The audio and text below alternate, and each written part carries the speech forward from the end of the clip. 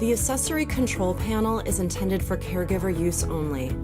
These buttons allow the caregiver to perform actions such as green go button, head up, head down, knee up, knee down, foot up, foot down,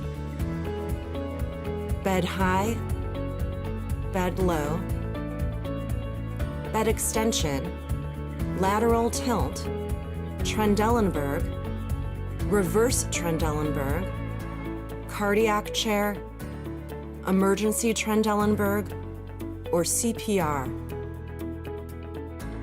The caregiver can also use the accessory control panel to lock out certain functions on the bed frame by pressing the corresponding yellow lockout button.